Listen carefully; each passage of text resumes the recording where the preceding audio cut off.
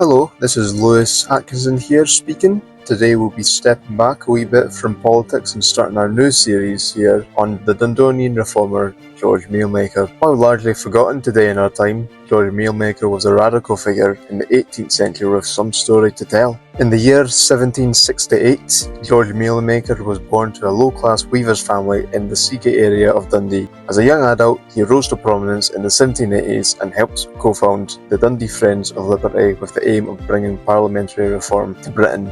He was greatly inspired by the likes of American philosopher Thomas Paine, and having become a strong supporter of the French Revolution, Mealmaker wrote a pamphlet known as the Dundee Address to the Friends of Liberty in 1793, in which he opposed the British state's despotism and tyranny and the conflict against revolutionary France in the War of the First Coalition. In it, he would write the following: "Your treasure is wasting fast, the blood of your brethren is pouring out, and all this to form chains for a free people, and eventually to rivet them forever on yourselves." In his place, Mealmaker's fellow radical Reverend Thomas F. Palmer was arrested, falsely accused and tried for supposedly writing it. Mealmaker, however, showed his true integrity by stepping up and defending his friend during the trial, giving clear evidence that it was in fact he who wrote it instead. He was sadly unsuccessful.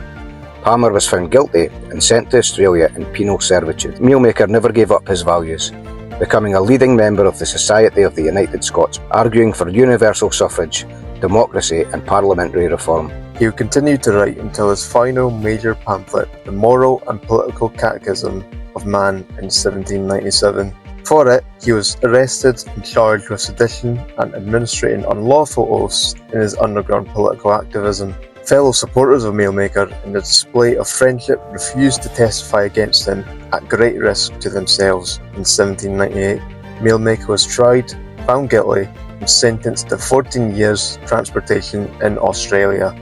Mealmaker arrived at Port Jackson in 1800 and was to share the fate of his fellow reformers, known as the Scottish Martyrs to Liberty. He would join the likes of Maurice Margaro, William Skirving, Joseph Gerald, Thomas Muir and Thomas Palmer, but the majority of them, except for Margaro and Palmer, had already passed away, and Palmer was already soon to finish his sentence. At this point, Mealmaker had reached his lowest. He had been forced to supervise a weaving factory under Governor Philip King's orders in Parramatta. Even here he was largely progressive, employing female workers, but the factory was soon destroyed by a fire, leaving him with nothing left in life.